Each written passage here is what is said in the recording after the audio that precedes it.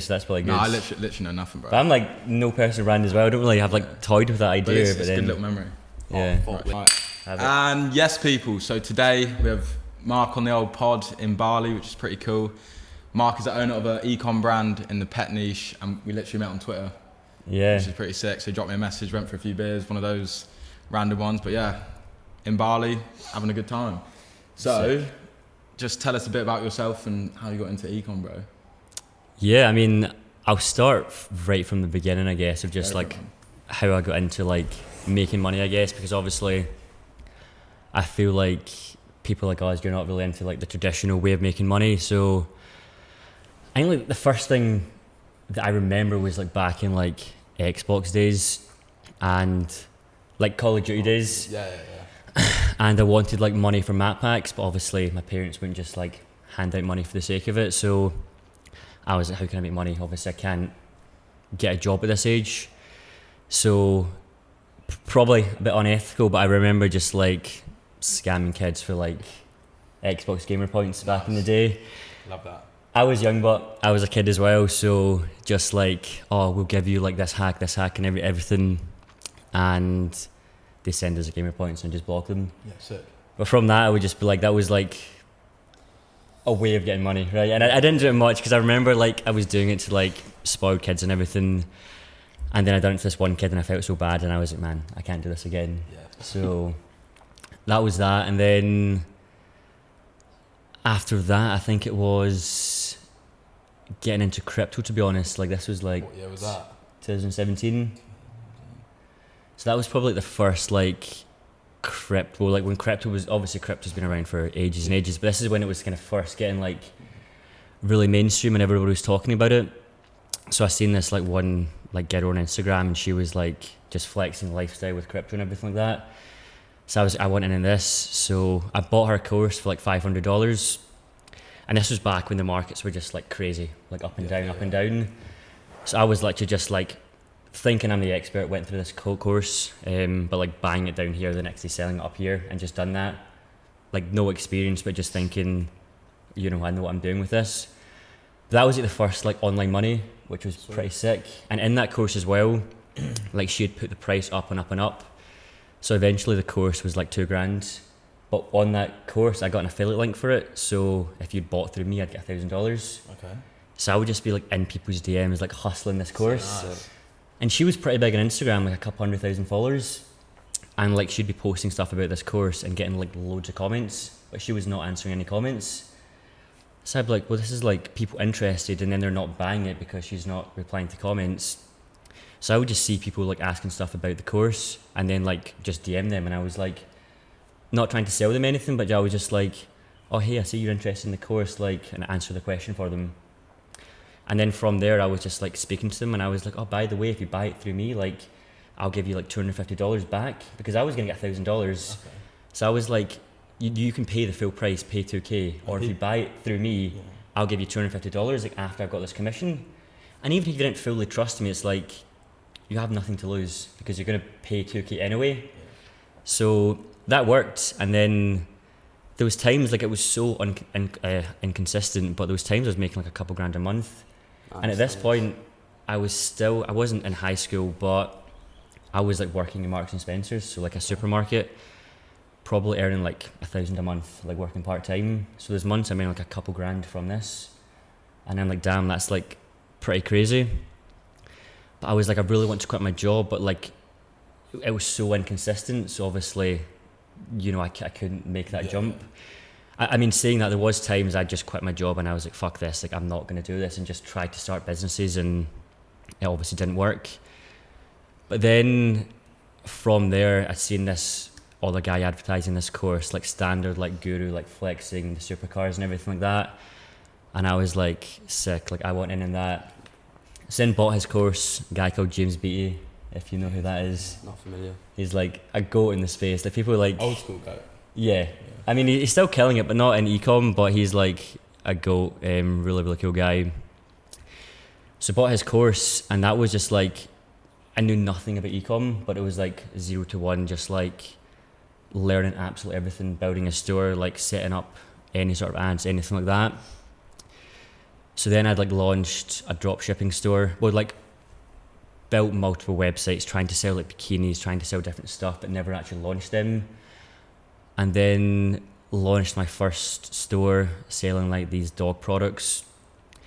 And at this point I was like, no idea what I'm doing, but starting to like scale up ads, done like a few $500 days. No idea how much money I made, wasn't tracking anything. I was just like, scale up the ads, and just seeing that like money on Shopify and like hearing those cha-chings, I was like, this is fucking dope. So that was sick. But then I'm like, this is just not like the way to do it, because you're selling like just crap from China. I'm just like pretty much kind of just hustling people. I mean, the product was okay, but I'm like, it's not, I just didn't feel good about selling it. And then I'm like, I don't know how much money I'm making here. I don't know how to like scale up, take it to the next level. So this was like, again, just super kind of inconsistent as well. But then I'm like, okay, this is cool. Like I like this e-com thing. I really want to do this, but I wanted to sell like a much better product. So I'm kind of just toying with the idea of like what to do, but I'm like, I'm always going to like be an e-com. Like this is like my thing now. So there's like no other option, 100% going to do this. And then at the time in my mind, I was dating this girl, and she was like, so I was like working in a supermarket, she was working in a supermarket, and she was, oh, what are you going to do like when I graduate and everything like that? Because she was like, I was still working in like the supermarket, and I was, oh, I'm going to do this like e-com stuff. And she was, oh, but if you're working in the supermarket and I'm graduated, it's going to be like really embarrassing. And I was like, fuck, like that, like hurt at the time. So I was, you know what, I'm going to get like a proper job, but not like just to like give into the system and get like a 9 to 5. I was like, I'll get a job doing some sort of e-com or marketing, learn from that job, and then like apply it to another business. So then I'm like going through applying for all these jobs, realizing that, you know, you need a degree to get like a decent job. And I'm like, I dropped out of high school with 0 qualifications. I was like so anti high school, never went to uni or college. I'm just like, there's no point in going if you know you're not gonna need a proper job. But anyway, I seen this job. It was like a small business doing marketing for them, and I was like, this job is the one. Like I need this job. So I just like rewrite my whole CV around this job, complete lies on it, just like I'm an expert in Photoshop, I can do this, just completely talking shit. But I put so much effort into getting like one job, and then I got it. And I remember on the first day, like I had to do Photoshop stuff and stuff like that, and I'm like absolutely sweating because I'm like, I cannot do this. I'm like totally bullshitted it. And for the first few months, I'm just thinking like, I'm gonna get fired here because I cannot do this job. Then obviously with that pressure, I was like going home every day, like learning more, and like seeing the behind the scenes of like a legitimate e-commerce business. It was like pretty eye-opening, seeing the numbers they were doing and like just seeing the whole operation that they've got. Because I thought like if you've got a pretty big e-com brand, like your website's just done and you don't need to do much work, but there's so much work that went on behind it. So that was pretty eye-opening for me. And still I was still like drop shipping here and there, just selling whatever, but I was like looking for the next thing because I just didn't like the idea of drop shipping from China anymore. So then I don't want to go into like the brand I own, like say the name, just because there's like a persona behind it. I don't have myself like behind the brand. We have like different people behind the brand. It just works better. But I'd seen this girl on Instagram selling this like artwork, and she was getting thousands of like comments saying, hey, can you draw my artwork? Can you do this artwork? This artwork? And she was like, no, I can only do 10 a month. But she was like getting thousands of requests, but only doing 10 a month. So I was just like, wait, I could surely like find someone from the Philippines, do the same service, and then just be that middleman. So that's exactly what I'd done. Just start going on like Fiverr and Upwork, because I didn't know how to hire people or anything like that as well. Find people on like Fiverr, Upwork to do these artworks, and from there it just completely took off. And yeah, just been scaling that ever since, doing print on demand. Seems like you're really good at finding and like pointing out opportunities. Well, yeah, I mean, I feel like learning the skills is super important, but then once you have those skills, you can see an opportunity and like take advantage of it. I mean, if I knew what I knew now, I'd be able to scale that way faster because we scaled it.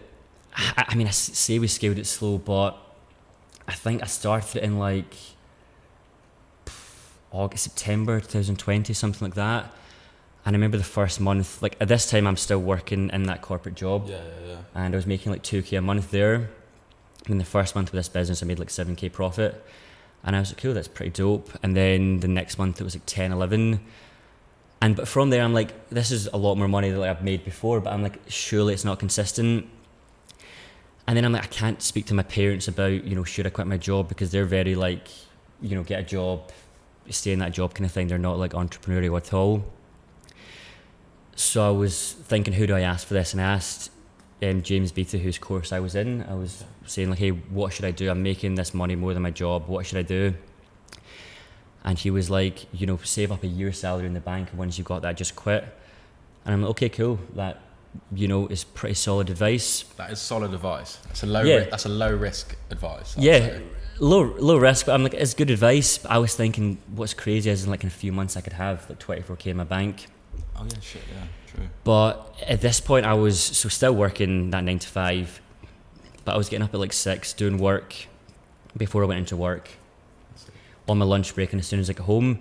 But then it got to the point I was like in my office, I had like in my like 9 to 5 I had 2 screens. My boss would sit here and I'd be sitting here, so I would have like the work I was meant to be doing here and then just like my business here. So it got to the point I was doing zero work for them and just doing all my own like emails, stuff like that for the business. And I was like, this is not going to last long because they're going to catch me and eventually be, you know, super raging. But it got to the point one day I came home and I'm just like exhausted because I was like not sleeping, just all in this. So then I was like, fuck it, like I'm not going to take James's advice, I'm just going to quit this month. And this was November 2020. Let's go. So yeah, and that was probably the most nerve-wracking thing I'd done, was like quitting, because my boss had no idea I had a business. So I'm like, hey, like, can I speak to you? And he's, yeah, sure thing. And I'm like, oh no, can we go outside? And then I was like, here, I have this business and I'm quitting. And he was just like, what the fuck? Like, yeah, you were like, I'm your new competitor. Yeah, well, totally different to what they were saying, but I'm just like, yeah, he was pissed. Then I was at Cool all in that month, and then what's crazy is that month I literally made bang on 24k profit. Nice. And I was like, shit, this is like. How old were you here? I was, so what, 3 years ago, so what, like 21, 22, something like that. Bet you're pretty happy, pretty tired. Yeah, just stoked, because I was like, this is like more money than I'd like ever seen before. Yeah. I also wasn't like stupid with it as well. I wasn't like, well, I'm, you know, rich, and I wasn't like spending that money. Because I'm not like flexing at all. I don't care about a lot of stuff like designer clothes or whatever. So the money really didn't like, I wasn't like, well, now I can do this. I was just like, it's more like, it's a tool. Yeah, and I could get to the next level. Yeah, and like freedom. So from there, I think I had like 1 or 2 VAs at the time, but I was like, if I'm doing this, it just gone full time and doing okay numbers. If I like put this all into the business, hire a marketing agency, hire a bigger team, do all this stuff, it can just take it to the next level. So I would just like put everything back into the business, like team, better equipment, like better MacBook and everything like that. And yeah, then just scaling up. First year done like 1.1 million. Nice, bro. Like 200k profit. Let's go. And then you've just been scaling that since. Yes, people, so I'm butting in. Basically, for the past year, I've been debating whether to drop a course. Super guru, whatever. However, I was trying to think from your position and think how I would want to learn, because so many people are dropping courses, it's nothing new. It's got to be the right price, learn in the right way, and you've got to get results. So I was like, all right, what would I want if I was you? And I would want weekly coaching, a private community, and a course A to Z in simple terms. So me and my team have been working on the past few months exactly that. We are doing application only, because I only want killers and people who are willing to put the time, effort, and understand it's a business model. We're not just trying to make quick cash drop shipping, because everyone is shilling the idea of it's easy. It's not. It's a business model. I'm here to help you build a sustainable business, front end and back end, operations and team. So if you want to join now, there's 10 spots. Click the link. Let's go. What else can we ask, mate? Fucking hell, mine just went completely blank. But I was like, yeah, I rambled on for like 10 minutes. I was just sinking beers, and then you're like, I was listening. oh shit. Oh fuck me. What did I say before? What did I say before you got on the pod? I was like, ask some questions. Bro, I was zoned out. I was just Mate, listening. I was zoned out as well. Yeah, I'm gonna try and I'll speak for like 1 or 2 minutes. Nah, it was really good. It's your pod, bro. Yeah, You meant to do yeah. that. Yeah, we should just be locked in. It's obviously gonna. How would you start a new brand? How would I start a new brand? Nah, I mean, I'm starting a new one at the moment, so like, again, that's gonna have like a different persona behind it, and wasn't planning on using like OpenAI, all that. I mean, that's like GPT.3 or whatever how you say it. Yeah. Obviously, Okay, like, so I've got a question. So when you like started in Scotland and stuff, obviously this isn't really like, I'm assuming this isn't very common with your friends. no, Like were you speaking about this with people that you knew at school and stuff? zero. No, Kept like it quiet. yeah, and I wasn't just keeping it quiet because I didn't want anyone to know. It was totally different to what everybody was doing, and people just probably wouldn't understand, and people don't want you doing something different, so they'll just shit on it. So I'm like, there's no point in telling everybody. Like, I just don't see a point. And then, like, when I started making money as well, like, my parents were telling everybody, oh, he's making so much money now and everything like that. And then from there, the word gets out, and then you just have so many people messaging you, be like, oh, hey, can you help me with this? I'm going to do this. Really? You got that? Yeah, just like family, friends, all that kind of stuff. And I'm like, yeah, cool, I'll give you advice. But then you give people advice and they do nothing with it. Exactly. This is so fucking true. And you could give people everything. I'm like telling this is exactly how you do it. These are the websites. Like telling everything. Yeah. And they don't do it. So And that's where it comes down to. Is an entrepreneur a type of person? 100%. I think it is. 100%. I've Because seen like Egan, Yes, mate. Yeah.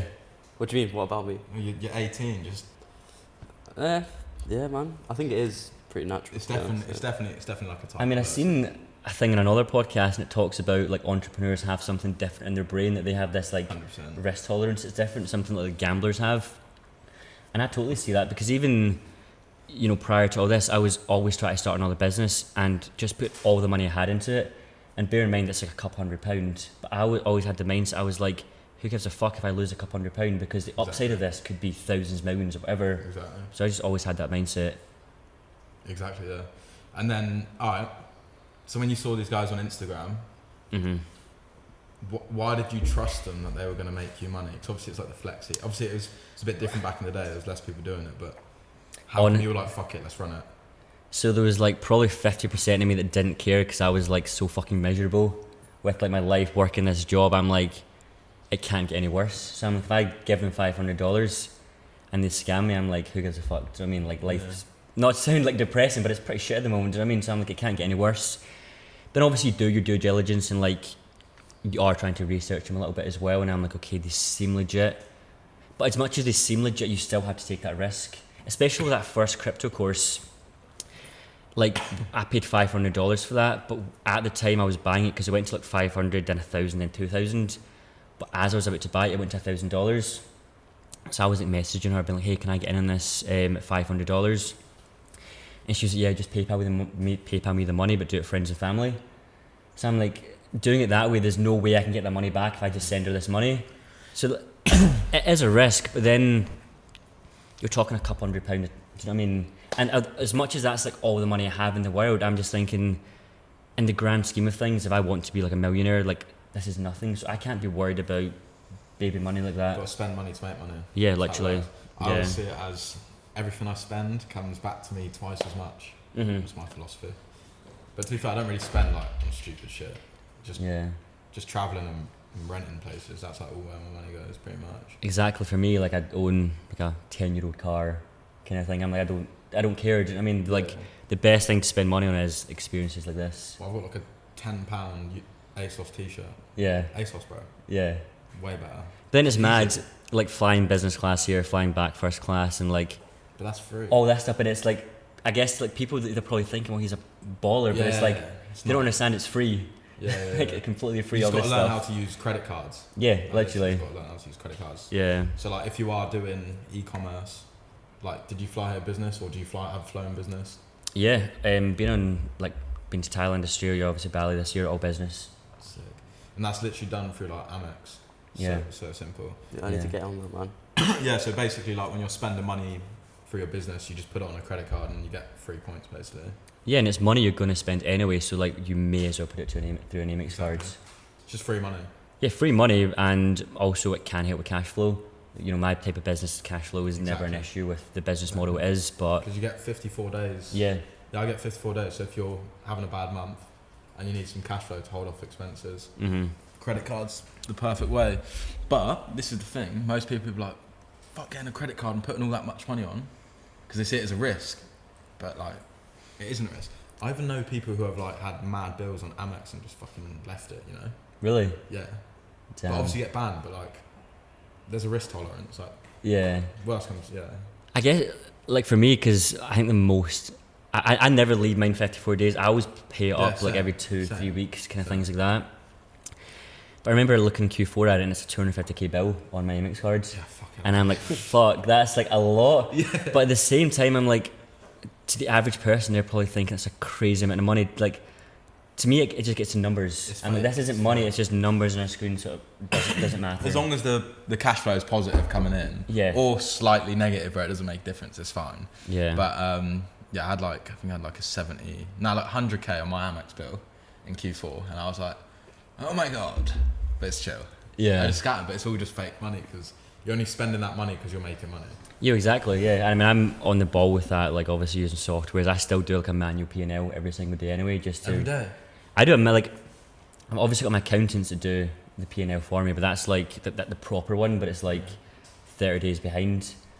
Obviously with things like Triple Whale that can tell you the day, but I still do a manual one to the T, like payment expenses, everything like that. To the T. Everything, but it's all set up for you. So I'm just putting in what I'm spending on ads that day, and then the like revenue from like PayPal, How do you Shopify. input the figures can you do it automatically? No, I do it manually. It takes 2 minutes a day. Do you do it? I do it, yeah. Fair. It takes 2 minutes a day because you have all the things set up, all the calculations and that set up, so you just input it. Then like my marketing agency, they have access to that sheet as well, so they can see, okay, if he's lost money today, we'll scale back.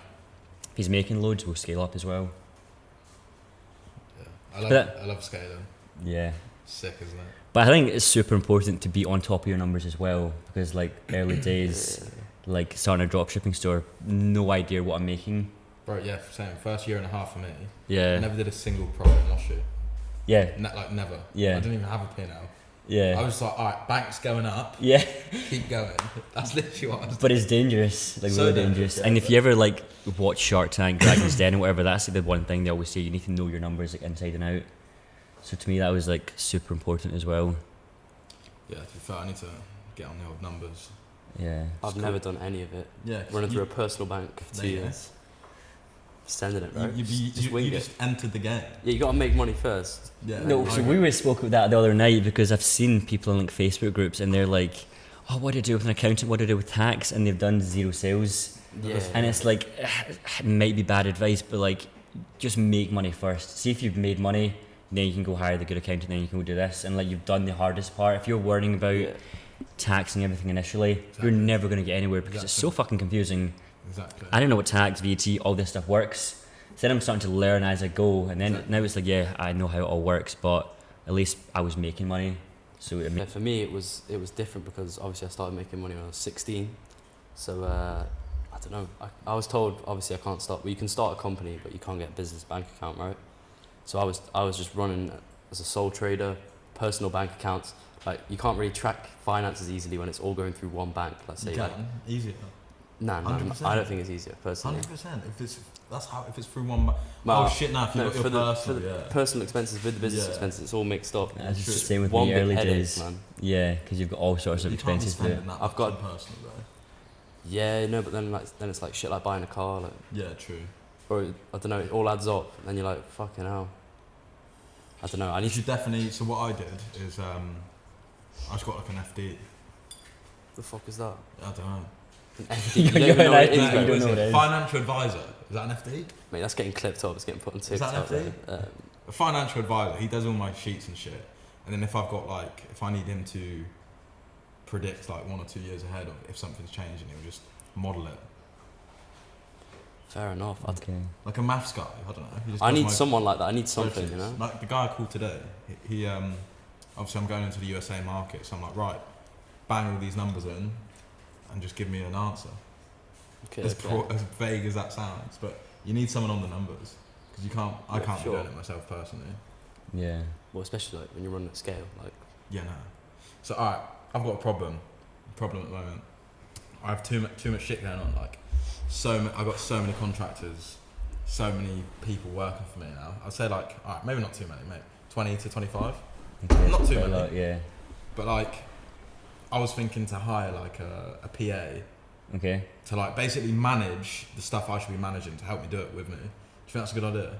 100%. Yeah. Manage what, but like some personal stuff as well. Or just like my personal DMs, like pay people. Yeah. Do you know what I mean? Like I can't be messaging loads of random contractors all the time. Do you know what I mean? Definitely. I mean, I hired a team manager. That was like not one of the first hires, obviously, but like the 6th hire, because like dealing with all these VAs is hard. It's super annoying because it's not a good use of your time if you're answering like basic questions. So that was a solid hire, especially because I didn't know how much you should be paying VAs and everything like that. So I was paying like way over like the average rate, just not knowing. And then I hired him, and what were you paying? So I was paid $8 an hour. Yeah, it's quite a lot. Which is probably for a lot of people thinking it's nothing, but like if you're hiring people in the Philippines and then not that you're underpaying them, if you realise how much like the average salary is there, it's really low. I'm paying mine like $1,000 a month. Yeah. I mean, between like 1 and 1.3 if they're working full time.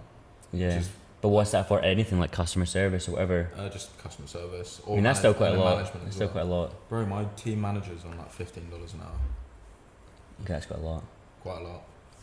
Maybe mine's more savage because he's on a good rate, but then when we're hiring people, he's like, oh no, we should be saving this, we should be saving this. He like really cares. He's like trying to save me every single penny.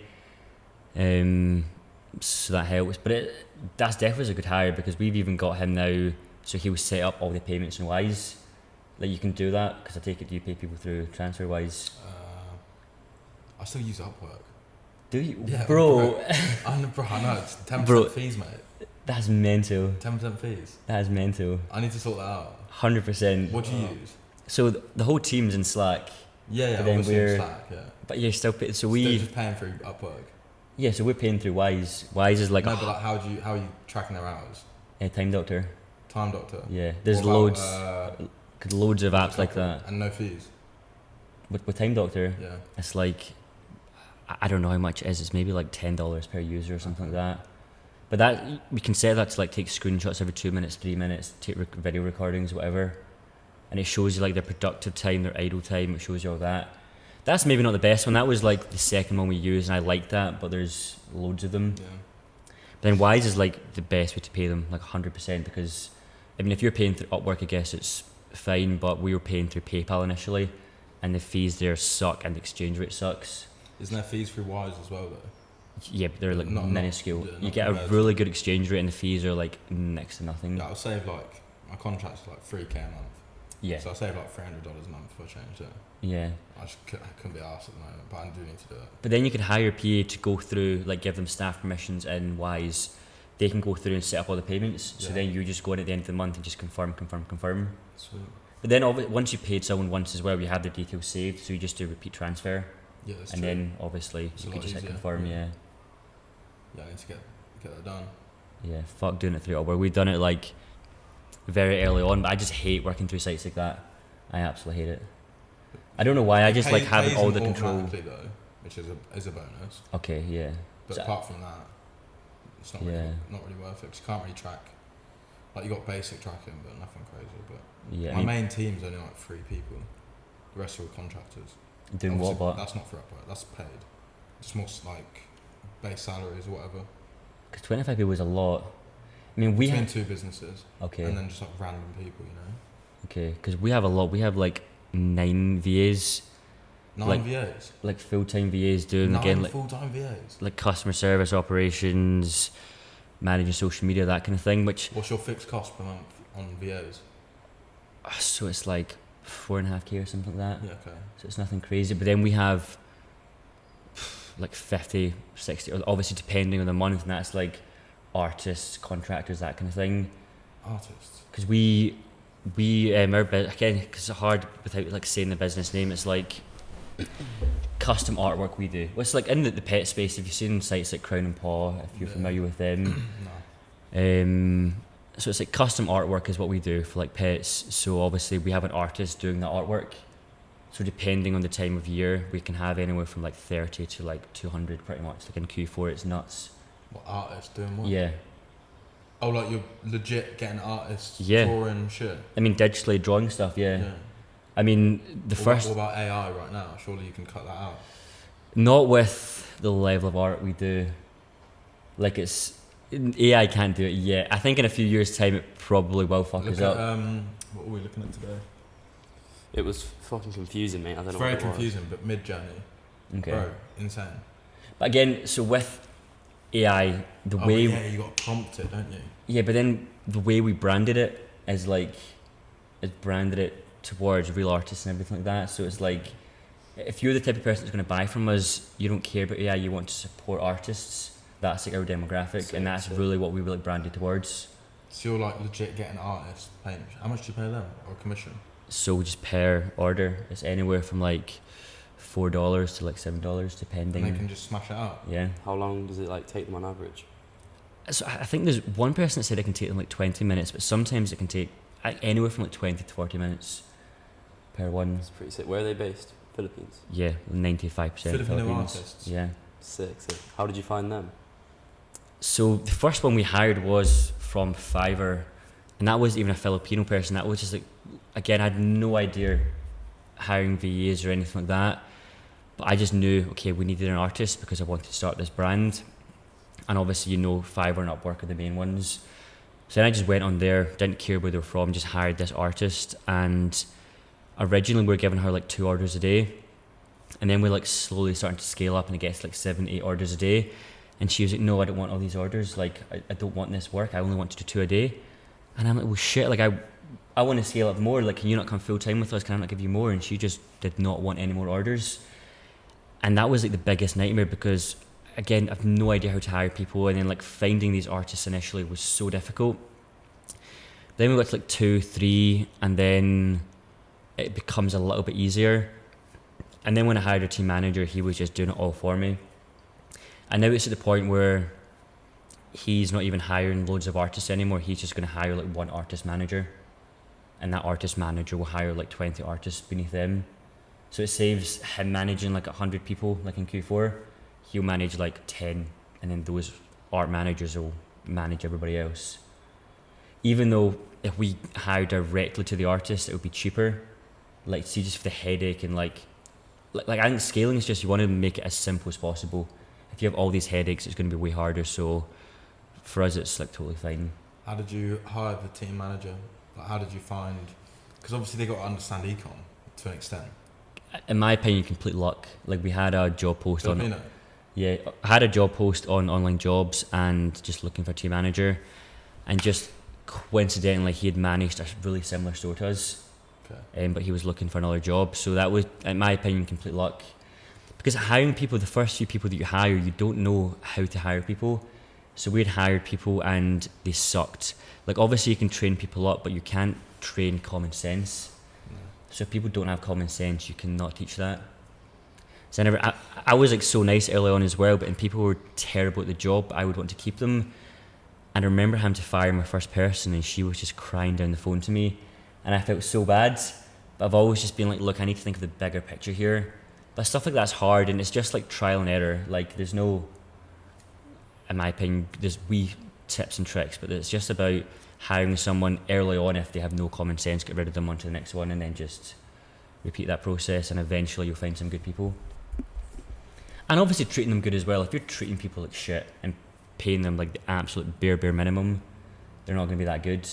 But if you're like really nice to them, giving them bonuses, they will be loyal to you. I struggle with compassion sometimes. Yeah. I get vexed if fucking someone's doing shit. Yeah. Like, I'm just quick. I'm like, come on. I pay everyone good, but sometimes like. You could definitely do with hiring a team manager as well, because I say to mine, I'm like, just get onto calls with people, even if it's not working. If you're just on a 20-minute call with someone and just speaking about family life, speaking about whatever, I'm fine with paying you to do that. Like, I want you to build relationships with everybody. Well, this is the thing. That's what I found myself doing. Like, you just need to call people, even if you get nothing done. Yeah. But like, let's say you're working for a month and you don't call the team once. They're probably not going to work. They're going to work like 10% of the time. Do you know what I mean? Yeah. it's weird because especially with all this virtual stuff, I mean, you just literally talk to them. you need a team manager, but because it's not worth your time, Probably would need so then a he or she can do all of that for you and build that relationship. So then your go-to person is them, and it just makes it way easier. Because So- I only really speak to him. Yeah, so I've got that. I'm Yeah. an operations manager. Okay, yeah, So I think operations. So she manages customer support team, and then I've actually put her onto product development as well now. okay. But yeah. I just do all the other shit like managing the marketing. Mhm. So that's what like my next hire at the moment is a marketing manager. I'm gonna run it on LinkedIn. Okay. Get a Western person, I think, from Yeah. USA. So we'll see how much that costs. But Well, for someone high level, that's the way to go. yeah, The way to do I it. want like a high level. Basically, everything I know, they can do it, and then I Yeah. can move on to the next project. But the thing is, as well, like high level, that is the way to do it. But see, people in the Philippines, they have the best work ethic. Like, see if we hired someone from the UK, they're just lazier. They're way more entitled. Over the Philippines, they have this drive and they're way more loyal. Because we've hired from so many different countries, and I always say to everybody, just hire from the Philippines. By the far best. the best people. They're so good. I'm half Filipino. Are you? Yeah, I'm half Sick. Filipino. Yeah, but yeah, my dad actually went out to Philippines, obviously to see my mum was Filipino, dad's Welsh, Mm-hmm. and they went to Philippines, and they actually had a dinner with all my VAs. Really? I was busy, but yeah, we had like a company meeting. That's and we went sick. for dinner and stuff. It's pretty cool. That's cool. I've wanted to go. I was actually meant to go out last year, but just didn't go out. Yeah, one of my mates actually from Bali, he went there a couple of months ago. Mm-hmm. Took them all to like a hotel, had like a corporate event. Yeah. All the VAs. It's It would pretty be sick, isn't and it? that would be Yeah, it's so sick. good for culture. Like, it would be amazing. Yeah, it's good for company culture, 100%. Yeah. 100%. I mean, I had a bad experience with Filipino VAs. Bad. Yeah. Wow. So I hired like 2 or 3 from Upwork, just basic like customer support shit. And I don't know whether like, obviously this was like the first time I ever hired anyone, right? So like the VAs, mate, she couldn't speak English. Like it said native English speaker on the post. Yeah, that's gonna I happen. hired her, she couldn't speak it, fired, she didn't even do work. Mhm. And then, so I went down the route of, obviously it's kind of different, like you can't really do it on like your guys' e-com brands, right? But I like went down the route of converting customers into employees. Customers to Smart. employees. Smart. Yeah. So Well, for Built- your brand, I guess built, it makes built sense. like a community around the brand, and then naturally in the community you see people helping each other out here and there. So then I just say, hey, whatever, do you want to jump on the team, help out for a bit? It's pretty cheap. It's pretty much Filipino rate, because they just Nah, bro, yours is cheaper than cheap Filipino. from Right? Filipino rate, but it's But not. for your business, that makes a lot of sense. Because Yeah. you were It makes telling a me lot of some sense stuff in the other my night, and I'm mind. like, it makes sense. Does make sense. Yeah, because you kind of have to know like the ins and outs on my business. And they So, love yeah, it. They fucking love it, mate. They fucking Like love some guy it. worked for me for like 3 months for free. I sent him like $200. And he was just like freaking out. So Yeah, because that's because they do. yeah, do we're not the thing. without saying what it is, right? But Are you like you're not public about your business? Mate, you wouldn't say the I think you name. can definitely say the niche. You Nah. could say the name, in my opinion. I mean, I was gonna. You don't say the name of yours, do you? nah, I don't say Yeah. the name. Well, I keep it completely Mate, private. you can man. definitely say the niche, surely. Nah. You can say the niche. I don't give a Entertainment shit, mate. niche. Mine's home decor. I don't give a shit. Yeah, mine's. Niche is fine. Like. Mine's in the Niche is entertainment fine. niche. That's so. That's so broad. so broad. Nice and broad. That's Bro, so you broad. could say it easily. Bro, just say it. Gaming niche. Yeah. Thank you. Gaming niche. I'm It's home. sick. It's I'm actually home, sick. and what are you? What? What niche are you in? Pets. So they're all fucking evergreen niches, is what I was talking about in my video. the other I day. think it's funny, but when like you meet someone who doesn't know much about it, and they're like, "What do you do?" and you explain what you do, I say, Bro, I that's hate like, explaining what I do. I don't No, know but- about What you do you guys. mean? Why are you explaining what you do? I don't know. You've got a date I tonight, bro. What are you gonna tell him? I'm a fucking geek. I'm just gonna say I fucking. To be fair, I just talk about my other little dropshipping store, man. Oh yeah, true actually. Because I just say, oh, I sell. you just start a store. I sell shit I to got new you, moms yeah. in the US. Yeah, it's nothing too major. I've done like 1.5k this month for Rev. I'm just warming it up, you know. Had a few issues with the ad account, but That's very suave. Just warming up, casual. yeah, because it's not proper. You look at the profit Oh, on yeah, that. it's decent though. It's a It's good like start. 500ish. So Yeah, it's a decent start. But it is funny when you say to people what you do, and then, oh, I sell this pet product, whatever, and they just think like, it sounds like lame, and it's like, how can you make money from that? It But does if you sound actually lame. knew, like, if you're like the product you sell, like in Yeah. the home decor niche, it's like not the most exciting product, but like you can do mad numbers with it, and that's all that matters. Like, I didn't go into this because I was passionate about pets. It's like, you know, you can make money from it. Do you wanna? Are you gonna try and sell your business at some point? Yeah, I mean, with the type of business it is, it's like you get a pretty shit multiple for it as it is. Why? you'd get like 2.5, 3 times profits. Yeah, that's sound. It's sound, but it's not as if you're going to get like 10x profits or like a multiple of revenue. Nothing like that. Not like, so it's like like SaaS is like a 10x. Yeah, the average like bedroom brand is like 2-3 times, so it's not great at all. No. But I've had offers before. I've had a few offers like early on, but because it was so early on, I was like, it's just not worth it. I would rather wait and really scale up and then sell it. Like, we're still not at our full potential yet at all. You don't reckon? No, I mean, so like last year we done £1.9 million. It's not bad. It's not bad, but like some of my competitors are doing like solid 8 figures. So I'm like, when I know what people are doing versus what I'm doing. What channels are you marketing on? So just Facebook, Instagram, and a bit of Google. We tried TikTok and that so many times and just cannot get it working. TikTok doesn't work for me either. But yeah, I think it's just a trend. All these agencies trying to sell you on TikTok. It doesn't work for majority of people. And it's so volatile, man. Yeah. Like, let's say it works. It's going to work for like a month. And you've got to pump more It's a trending platform. Like, you can if you catch a trend on TikTok, you make bank. Yeah. Yeah, the data's not there yet, is it? That's just that simple. I mean, the people that I've spoken to when I've said about my brand, they were like, it's just too expensive at the moment. Like, if you had like a $20 product, it would work. But our average order value is over $100. So they were like, it's just not going to work. It's not yet anyway. But we tried like branching out to loads of different channels, and I thought that was the way to do it. I'm sort of kind and hoping it gets banned. Yeah. I actually sort of want it to get banned. Yeah. Because I market on Facebook, Google, Pinterest, tried a bit of TikTok, but if it gets banned, everyone's going to go back on Instagram. But then the competition goes up on Instagram. Facebook and Instagram. Yeah, there's more advertisers jumping back on. I mean, I don't have TikTok anymore. We spent a long time trying to get TikTok. Tried it. Yeah, trying to get paid TikTok and TikTok organic. We were hiring so many creators to like run our TikTok for us. And so you saw all these people going, TikTok's the best, and it didn't work because I think they're just pushing it because it's new. It definitely works though for some people because people are doing big numbers on TikTok. Yeah, 100%. But it's got to be like that sort of type of product. I think it's so product focused. There's a lot of products that won't work on it. And a lot of people won't say that to you because they'll be like, no, it will work, and you'll try it for a few months and it won't. Well, I had this agency bail me up, and they were like, yeah, so we'll put you on a 6K retainer, and then we'll probably, after 2 months, you might get some results. No, mate.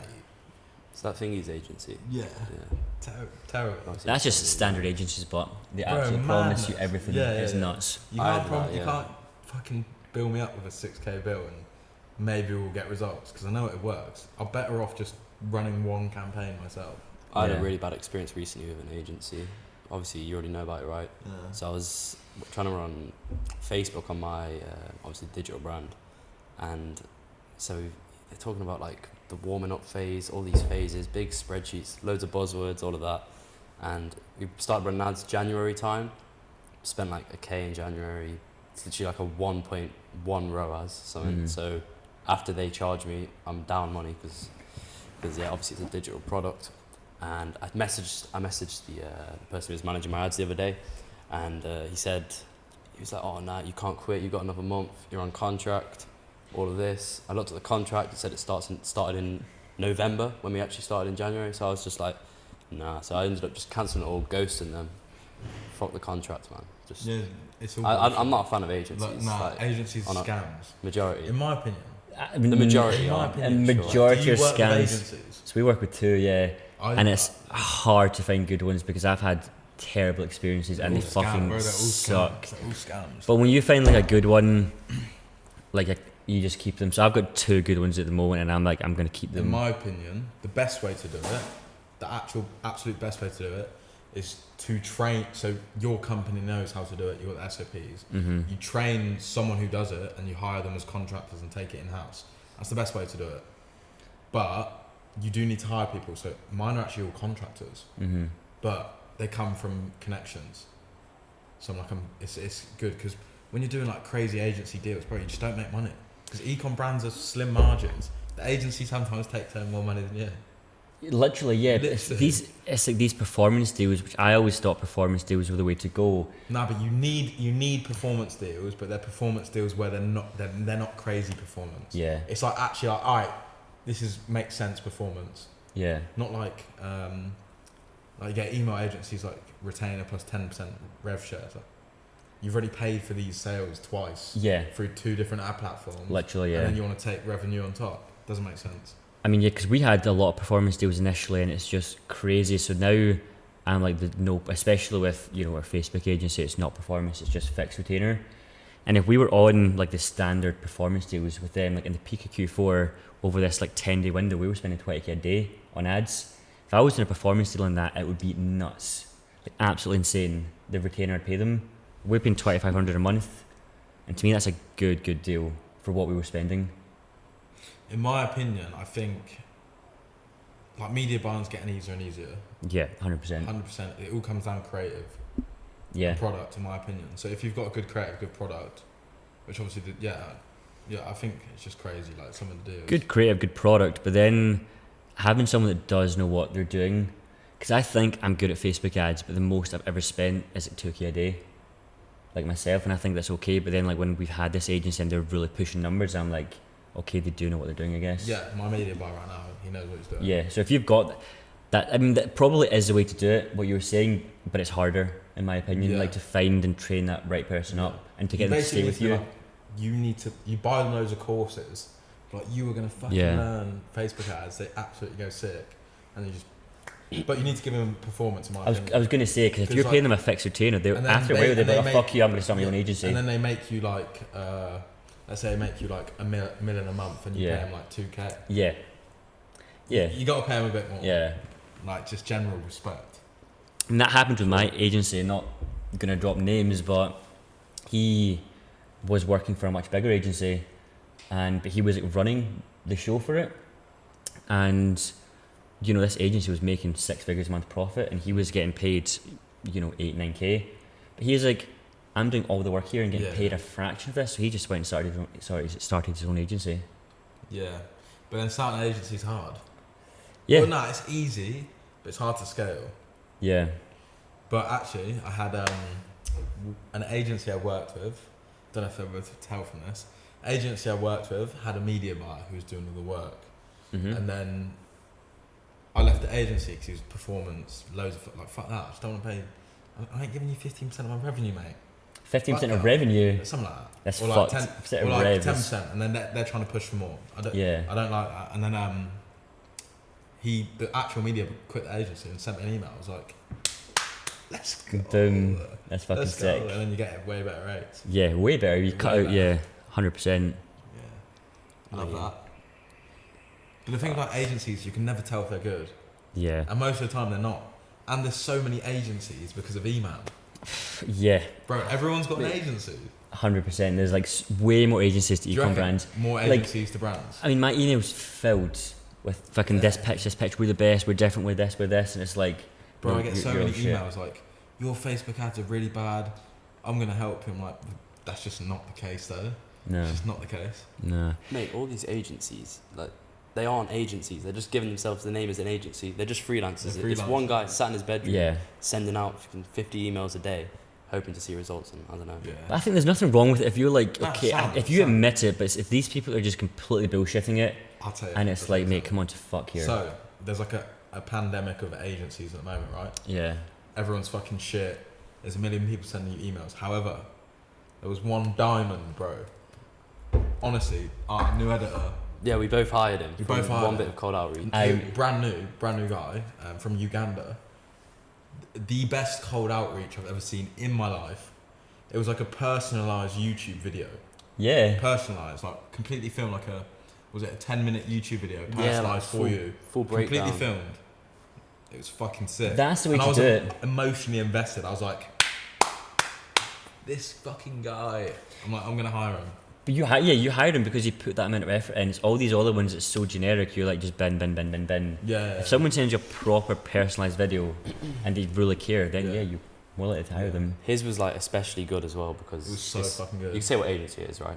Like his editing. His is a video editing agency. It's content creation. Yeah, so just content creation as a whole, right? Honestly, content creation agency is probably the most valuable agency right now.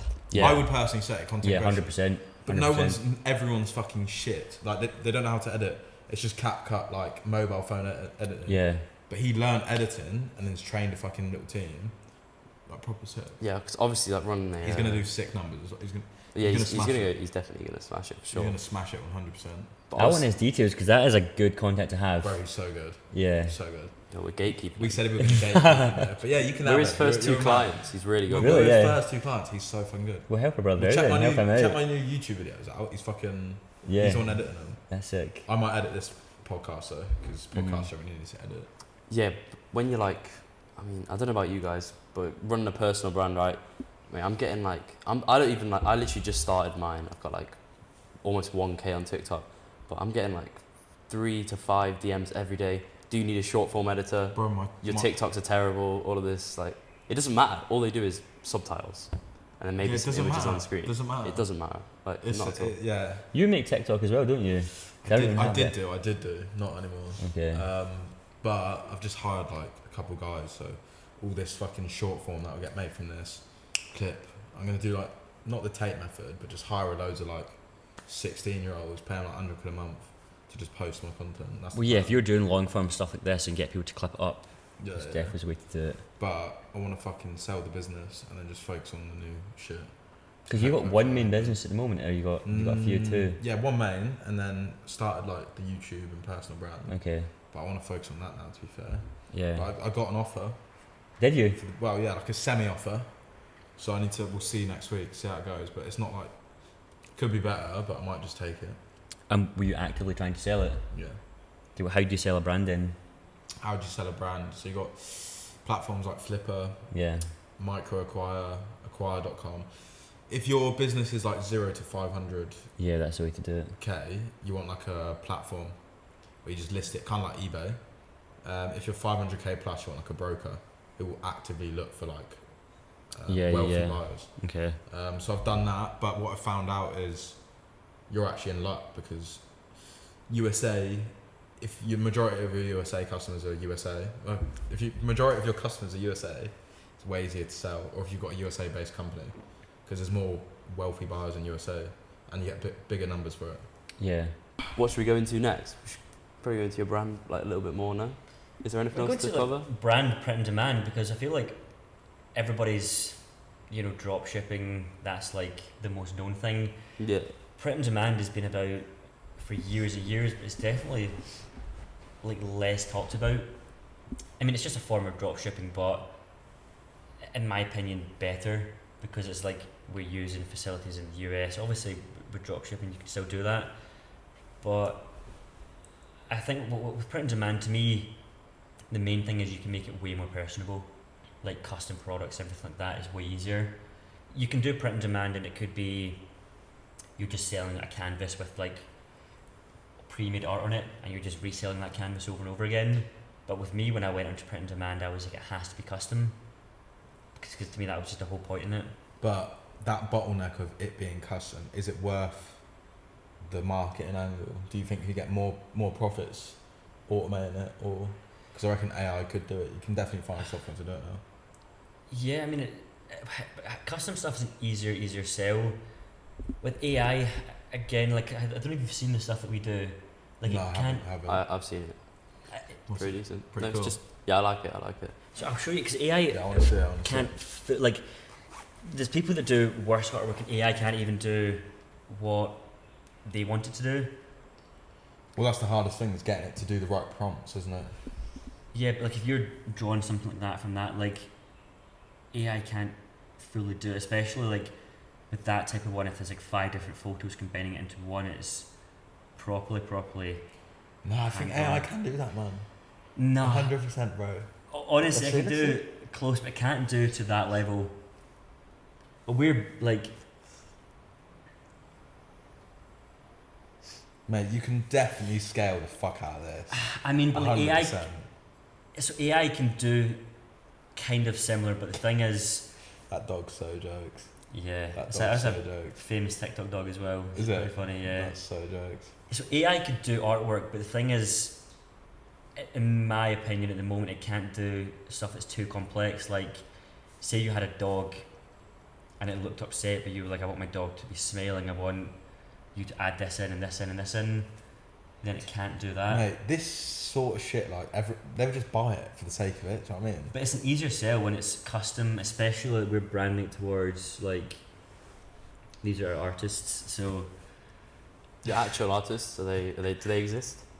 no, they don't exist. Yeah, so I'll that's be nice. honest about that. So We don't say any names, obviously. yeah. So obviously, there's a lot of copywriting here. Does the copywriting help? No, because I mean that's always closed over anyway. Like it's literally just from the images and our ads as well. Our ads are pretty sick. Nice. What sort of ads do you do? Video? Or? No, we've tried video so much and we're still trying at the moment. But like, I think that's another thing. People always say, "Oh, video ads." That's fucking jokes. That one. People always say, "Oh, That's video so ads fucking jokes. are the way to go." For us, it's just still imagery of a before and after photo. Have you seen that? What is it? That's fucking jokes. Look at that. I don't know what it is, mate. Look at it.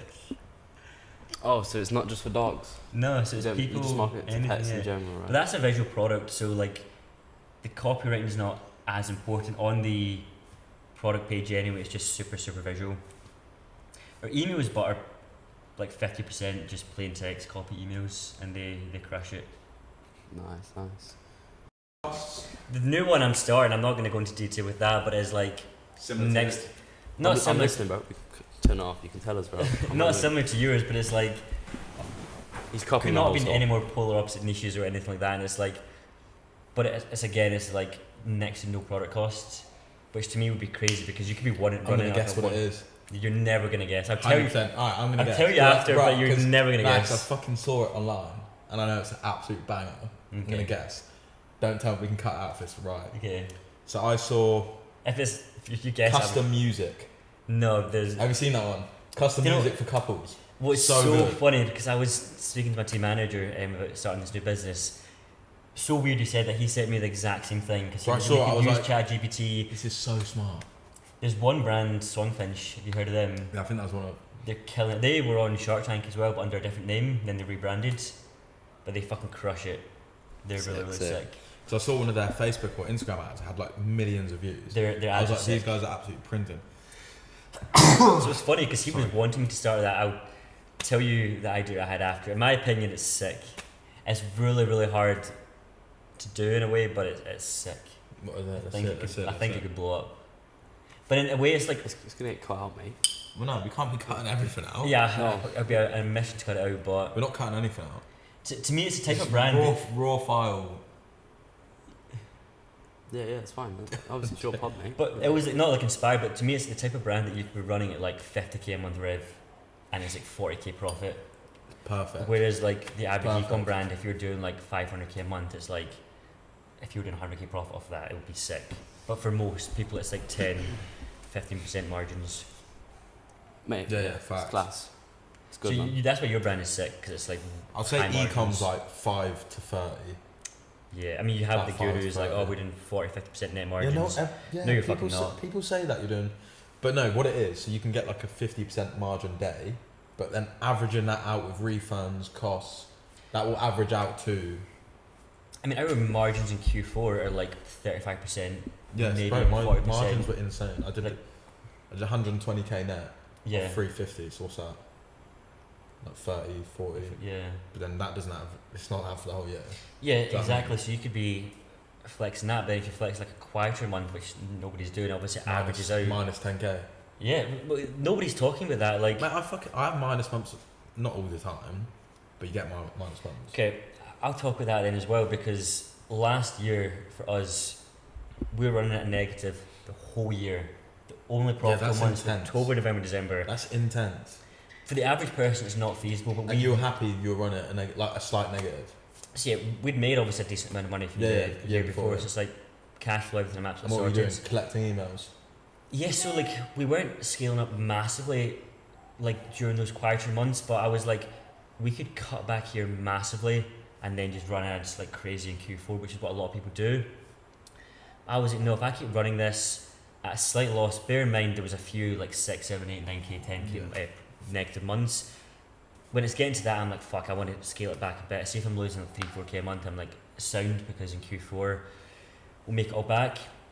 But I was thinking I'll just keep this momentum. So rather than cutting it all off to like break even, I'm happy losing a couple grand a month and just build that momentum, collecting emails, all of that stuff all year, and then it gets to November, December, and just go hard. So my view on it is, yeah, if you continue, like we've entered the USA market, we've done like, let's say 50k already, but my view, like, it's slightly profitable because the margins are a lot lower because of the shipping cost, man. Mm-hmm. Just trying to sort that out. But my view on it is basically keep fucking spending to get that position in the auction, like the Facebook auction. If you keep spending, keep collecting emails, like it will come. It's probably the best advice if there was anybody actually like starting off, because Just keep everybody's spending. talking about, oh, you'll be profitable the first month, and then it's like giving you this false reality that it's month 2, I'm not profitable, I'm going to give up. And I see it all the time. We have competitors and like they're ripping off their store, which is obviously annoying, but they never last longer than 3-4 months. Nah, same. Whereas like when I started with this brand, I did not care about making money initially because I had my full-time income.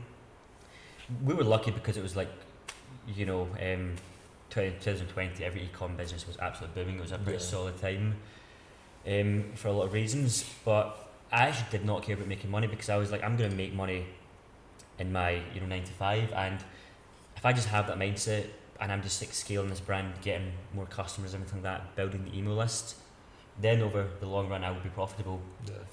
My first like 2, maybe 3 hires, they were full-time at the business before I was full-time at the business as well, because they were obviously in the Philippines and I could just pay them in my paycheck. And I feel like that's something that not a lot of people would think as well. Well, based on the advice that I got, like they were, a lot of people, family, friends, whoever, they're like, oh no, you should do the artwork yourself because then you'll make more money because you have a bigger margin. Whereas if you have the mindset of, I'm going to outsource all of this, like I'll make slightly less per order because I'm paying someone else to do it, but it gives me all this time where I can scale up. Exactly. 100% the way to do it. So I wouldn't focus on like making money initially, just focus on like scaling it and like having that like CEO mindset. Well, I would say if you're break even month 1 on Facebook ads, that's a really good sign. Solid, absolutely solid. Because that just means, alright, you've tested 5 creative, you're fucking break even. You tested 1 offer, you're break even. Sound. Test 150 new creatives, test 5 more offers, upgrade your website, done. Do you know what I mean? Especially month 1, it's like a fresh pick, so you have no email list. Exactly. See when you start building like email lists, all that kind of stuff, and then you'll be way more profitable in the long run. So like, I would not care about being profitable the first 3 months. It does not matter. If you play that long-term game, you will win in the long run. As long as the product's right, obviously. Yeah, if the as long as you're getting sales, beginners you watching, you can tell if like if you're break even month 1, it should work. Yeah, it should work. If you're spending a lot of Facebook ads and getting nothing back, the product's not right. But as long as you're not being stupid with it as well, if your ads are absolutely shit and you're just spending more and more, obviously you want to be kind of smart with it as well. Like if you started off and you didn't take a course, you had no idea, like it's going to be pretty shit. So you do want to be smart about it as well, and like study, watch YouTube videos, take a course, whatever like that as well, and kind of work smart as well. Yeah, 100%. I mean, with the dropshipping store I launched start of this month, like I don't know, it's been pretty crazy to be fair. I've got like a 75% margin on the product. Do you? Yeah. Yeah, and then I'm profitable month 1, like 2 weeks in. So I don't know, it's a good sign. But there is a lot of people, because obviously I run the personal branding side of things. I have a free Discord. You get it just comes. It's like part of running a community, right? But you get people coming in. Then I could literally like every week, humidifier, portable blender, all of this shit. Like, if you run that, you are gonna get crushed. Like you're not gonna make money. Let's be honest. Well, yeah, exactly. I mean, that's what I see as well. People seeing, okay, this product's working for this brand, and coming in and ripping it off, and it's like, that's not going to work. You have to do something different. And if you were going to sell something similar, you need to have your own twist on it. Like if you sell the exact same stuff, because I see that all the time, people ripping us off. I've seen it with our competitors, people completely rip them off, and it's not going to work because someone's already doing that. You need to be creative with it. And the dropshipping like community, I feel like a lot of people are lazy as well because they're just trying to rip other people off. Yeah, for sure. I did something similar to that. So yeah, I can pretty much go into detail because it's not like it's just a store, right? But so it was like a popular clothing product on TikTok. I tracked the brand store with a Shop Hunter. They were doing like 5k days with this product just as a normal angle, as like a fashion angle. So then I just completely flipped it on its head, and I just said I've marketed it towards new moms with body image issues. So Okay. it solves the problem. It's a different angle, and then I just got some creatives off like TikTok, put them onto Facebook, and yeah, it's going pretty well. So that's a Well, that's good little sick, yeah. strategy there. A different angle on it. Yeah, completely different It's angle. like So. the- yeah. He's smart, isn't he? Bro, you're fucking really smart. Really smart. Really Yes. smart. I don't tell it to you. That's- You are smart. Put it up on Instagram as a future billionaire. You'll be, the way you're going at such a young age, you're going to be Nah, a I fucking reckon- baller. I reckon 10 to 40 mil, Yeah. easy. Cheers, but not a billion then, eh? 'Cause I mean, when did you- billionaires, different league. But man. billionaires a league. different league, right? But like, you'll be worth a lot. Hopefully. Because you're Thank you, you're guys. mature as well. He is. You're He really is mature. Well, this is the mad thing, yeah. Egan, and we are going to run a pod of Egan, but me and Egan spoke on the phone. He basically booked like a consultation call, Mm-hmm. and then from that one call, I was like, yeah, fuck it, come Bali. I was literally. Wait, so did he like call DM you or what? I don't even know how it Nah. happened. Basically, I'll explain it. So obviously, I had the brand I'm still running to this day, and I was doing like 4K a month or whatever. Then I was like, all right, because obviously at the start, even when you're starting, like let's say one of your brands, you always think, well, at least I did in the first 3 months. I was thinking, this isn't gonna last. This isn't gonna last. So Yeah, I was yeah. like, I needed a backup. So that's when I like kind of tried to double down on the drop shipping.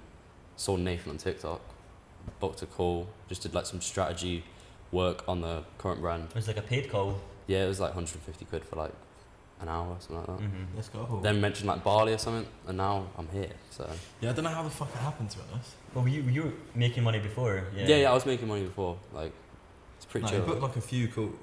Yeah. Fuck, I actually don't know how you ended It was up like a here. year ago, wasn't it? I actually don't know how you ended up here, to be honest. I can't remember. Yeah, fucking class. No, but that's You- sick. And that's Oh, no, I know, because I was like, oh, bro, you should come to Bali. And you're like, yeah, I'll come. Just let me know. And then we had a space in the house. I was like, fuck it, you might as well just come through, bro. Yeah, because I was gonna actually come out in March when I turned 18. Yeah, it was meant to be like, me, you, and Jay. Yeah, But that didn't happen, so it's me, you, and Andy now, which sounds. sick. Wait, but what that's you say? it's actually sick. Like just because on networking, I feel like people talk about that a lot. Like when they're starting out, they want to network with people. When it's like if you're just starting out, you're not going to be able to network with people like you. Or No, whatever, you got do to you be know what I doing mean? something. Like you can go 0 to a million in your bedroom watching YouTube videos and having Yeah. the people on YouTube as your mentors, and then when you've made a bit of money and you're not a complete beginner, then it's easier to reach out to people. They So much reply easier. back because it's So not much like a easier. complete nobody, and it's like not like in a stuck up way, but like if you're, then it's like mutually beneficial and everything. It's just easier. to be honest, you messaged me on Twitter. I didn't even look at your profile. But yeah, you message on Instagram. yeah, but from Twitter, I guess. Is it from Twitter? Well, yes, I seen your Twitter and then messaged you on Yeah, Instagram. I had no yeah. clue, so I was just like, fuck it, like, because you're in Bali, I was like, yeah, might as well just meet up. Mm-hmm. Yeah, I feel like with the networking, I get people like always in the Discord as well, just talking about networking this, but they're literally like, In their bedroom. there has to be an exchange of value somehow. If it's like in the Like, UK and it's Nah, like it doesn't have to be I an think exchange value. I think to build a proper connection. Nah, like, not an exchange so. value. Yeah, like As long as you're both knowledge. like, You both have knowledge. Like you as long both- as you're both doing something and you're on the same, as long as you're on the same path, it doesn't matter. You don't need to give me knowledge. I don't need to give, but like but, we've got the yeah, same goal yeah. that, and we're at the same level. So it does. Do you know what I mean? I think like if you're in the UK and I was, oh Nathan, can I come buy your coffee? And I was just starting out, it's kind of like, no, like it's Yeah, not no. worth your No. time, and it's just like, To an extent, yeah, there has to be some form of exchange of value because you're not. What you're going to talk to a complete beginner about? Like you're just going to. well, they're just going to be rinsing you for questions, and it's it's just just gonna like be an you're going to be interview, drained right? after it. It's not worth it because you see that all the time. Yeah. For me, as mad as it sounds, for me it's not exchange of value. It's more like understanding. Like you're both doing the same thing. You understand each other, what you're doing, It's motivating. It's sick. You're like, Yeah. well, this guy's killing it. This guy's killing it with this. It's and that's why motivating. Dubai is really good because everyone's doing better than you. Yeah. So you go there and you're like, all right, sweet. So we can do 10 mil a year. Yeah. Do you know what I mean? So that's why Dubai is really good. To be fair. Yeah. Sick boys. But yeah, that's actually super true, man. Like, imagine if you didn't call me. Yo, One imagine call, if- bro. TikTok. Imagine if I wasn't on TikTok, mate. One fucking call, bro, and then you're in Bali, go Marbella, Mate, because you just got to take action. Mate. and that's You just gotta do why I something. give the advice, and that's what I actually saw in Egan, Mm-hmm. because you can probably spot as well. I feel like entrepreneurs can spot someone who's, do you know what I mean? Yeah. So I was like, all right, this kid is going to do well because he was proactive. And what I mean by proactive, like he paid me like 150 quid for an hour. Paid for the call. Yeah. Paid for a call, and he was like, "Yeah, I'll get another one." I was like, "All right, sound, no questions asked." And he was like, "All right, buy your course, no questions asked."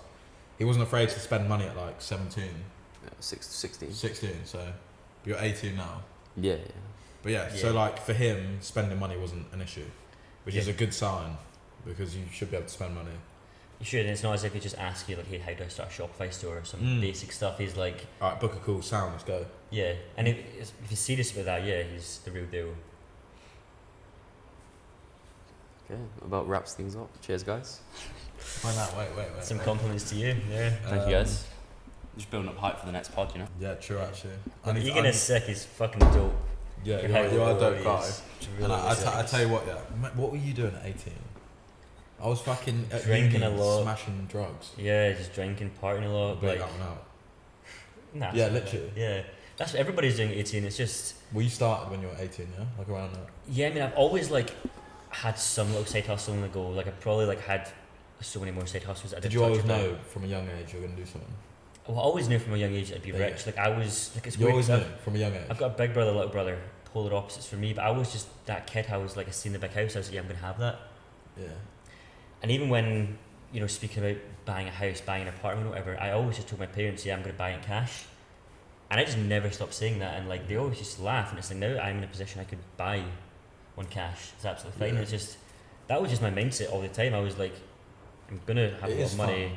but I'm also gonna do my own thing. Because if you want to earn a substantial amount of money, you have to do your own thing. But then also, you can't work for other people in the long run. Like obviously, No. I've had other jobs, but I always knew they were going to end. Like I know that I could never work for someone else in the long run. It just wouldn't work. Wouldn't work. But it's just Oh, you, weird. had the supermarket job. Any others? Apart from the agency? So dropped out of high school, like no Fully, hat. like what, 15?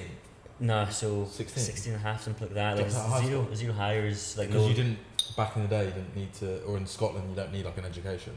no, Because, You- well, no, in you can drop out England, at you have, 16. you have to be in education till 18 now. really. Yeah, 18, yeah. Yeah, mate, I I'm don't still know if doing it's college changed online. now, but when I was 16, it was just you didn't need any qualifications. As long as you were 16, It's done. you could drop out. So dropped out of high school. So how come you didn't do well in school? You didn't See, when it came to like the second year of high school, like primary school, enjoyed it. First year of high school, I was like, this is okay. See, when it starts to get a tiny bit more serious, you're just like, I'm nah, I don't know. what is this? Like, it's biggest cliche, but you're learning the biggest lot of bullshit ever, stuff you're Yeah. never going to do in your life. Yeah. And I knew that I'm never going to use this. I'm not going to try. And I dropped out of high school with nothing going on. Nothing. Nothing. Bro, I'm the opposite. I Nothing. did all the education. Yes, I had nothing going on. I was like, fuck this. And it's funny because people like play to like joke, oh, you end up at McDonald's. Bro, I dropped out with nothing. I'm applying for jobs and like getting nothing Yeah, but back. you're not the common. Bro, I applied for common McDonald's. You actually did? Yeah. Legend. £4 something an hour at the What, time. they fucking turn you down? Go for the interview and it's like, I don't know if it's a trial day, but it was like the next step of the interview. I didn't get it. And I'm like, fuck man, I got rejected from McDonald's. Yeah. And then from there, I got a job in a call centre. A few months there, that is brutal. Call centre is probably the worst jobs Yeah, ever. I've heard. So bad. Then from there, it was working in the supermarket. Lasted like a few months there, then I quit because I was like, fuck this, I'm gonna start a business. I just quit.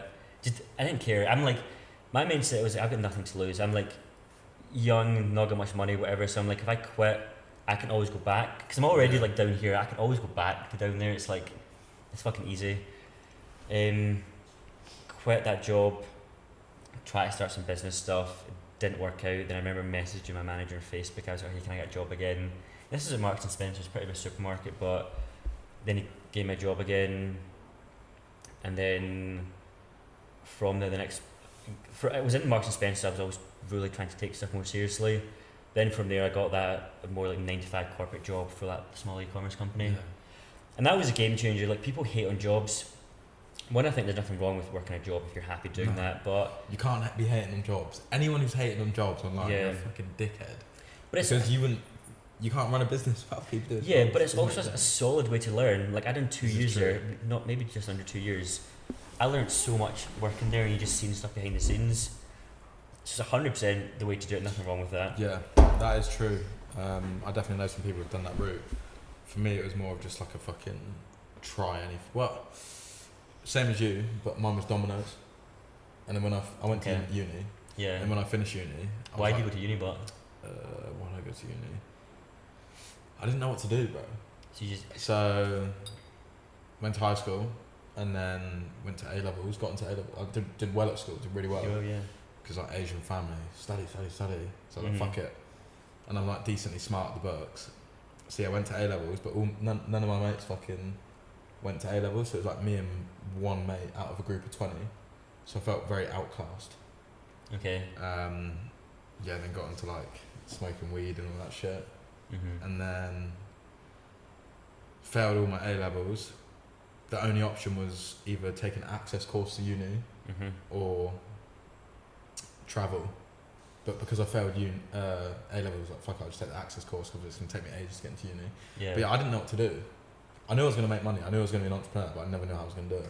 I feel that's a lot of people, they don't know what to do, so it's like you just go to uni because it's the next step. Literally, bro. But And it's when- crazy because I mean, in Scotland, university's free. So it's like if I would have gone to very- university, that's it's very like it's frustrating. fine, but I just never seen the point. I'm never gonna use this, and I didn't care if I wasn't like successful, or whatever. Like in a few years, to me, it doesn't matter because I'm just gonna keep trying at it, and you can't fail if you keep trying at it. Like if I was wanting to be successful in e-commerce, it wasn't like a day I have to do this by 23, 24. It was Yeah. just I want to do this. I'm gonna keep trying at this, and eventually it will work. Mine was what I just had this vision in my head, bro. I was like, I was even with this girl. I had a girlfriend at the time. Mm-hmm. And I was like, we can't be together. I'm gonna be traveling after uni Yeah. as a businessman. Didn't know Yeah. how it was gonna happen. Traveling. But it happens, yeah. It fucking happened. But when I you just know, knew it, when you bro. know, yeah. I just fucking knew it. But not a lot of Um, people have that mindset of they just know. Yeah. Like there's no other way I'm 100% gonna do this. Well, there's just no doubt. I don't even question it. It's just I know it's happening. Yeah. Is that same as you? Yeah, 100%. That's And the it's like question. I know it's gonna happen 1,000,000%. There's no backup plan. There's literally nothing No, else. there's not a backup plan. Yeah. But if there was, let's say it did go bad, you'd be able to solve it. Yeah. Do you know what I mean? Yeah. It's the same as me. Then it gets to the point now, like if everything went to shit, obviously you have the experience, but you also just have the mindset. Like the average person, if they want more money, it's I'm gonna do overtime at my job. Like if you want more money, like you're gonna see how can I make more money in different ways, like without you having to put in more work. Well, my always thought process was, because when I was working at Domino's, I was making like 400 quid a month, 700 quid a month, something. I always knew all you need to do to make real good money is buy something and sell it, or like position something where you sell it. Do you know what I mean? I knew it was a lot easier to make money, especially with online. I just kept thinking of ways to do it, and then just eventually fell into place. Why e-commerce? But Why Ingot? I was the opposite of you. I never did courses, never watched a YouTube Oh, video, really? nothing. Mine happened completely naturally, bro. So my brother started a online jewelry website. I was like, fuck this is sick. yeah, I'm gonna do it. And I started it towards skating, like a branded jewelry towards skating. Built my first website on Wix. Did like 25k through Wix, like all Really? through influencer marketing at uni. that's sick. So I was like filming girls at raves with glasses, jewelry, and like raves skating, just filming everyone at uni with like all that shit. And then someone was like, oh, you can do a Shopify store. Then got on Shopify. And then the big game changer was Kamal, shout you out. Always gonna shout you out for this. My mate Kamal, I went to the pub and we were drinking pints with these random guys. I don't even know how we were fucking talking. And I was like, yeah, I sell jewelry online, Shopify. Thought I was sick, doing like 30 to 40k revenue a year, probably zero profit. Thought I Yeah, was absolute dog's bollocks. yeah, And Kamal was like, yeah, I run a Facebook ad agency. We actually scale jewelry brands. And he was actually doing like 300k a month for this jewelry brand at the time, or something like that. And he was like, yeah, bro, run Facebook ads. I was like, fuck off. I was like, no one's buying from Facebook ads. Everyone's buying from Facebook ads. yeah. Tried it, yeah, started making loads of money. And then just started drop shipping through that. That's it. So it was just like natural. So have you ever taken courses to like learn and get to the next No. level? No. Never taken a single course. That's mad. To me, people Yeah, no. hate on courses. I'm like, I fucking... courses are the way to go. 100% So- the way to go. Yeah, that's good because I'm doing the coaching stuff. But for me personally, I always learnt by like talking to people. Okay. So I'd meet someone, they'd be like, you can do this. I'd be like, sound. I'll be able to figure it out. Do you know what I mean? Yeah. Example, my brother was like, you can sell jewelry online. Sound. I'll do it. Geezer was like, you can run Facebook at sound. I'll do it. So all I need is someone to tell me what to do and I'll be able to figure it out. Yeah. So I learn by like doing and meeting people and just talking. But yeah, never Okay. done a course. See, I would not be here without taking courses, because it was literally like how to set up your Facebook Business Manager, how to set up a Shopify store, like the most basic bits of stuff. No. I was just like following along, like one screen, proper basic. But then it was like go to some advanced stuff, but just following that right the way through. The courses are totally the way to go up until a certain point. Then it's like, yeah, it has to be some sort of mentorship or whatever like that.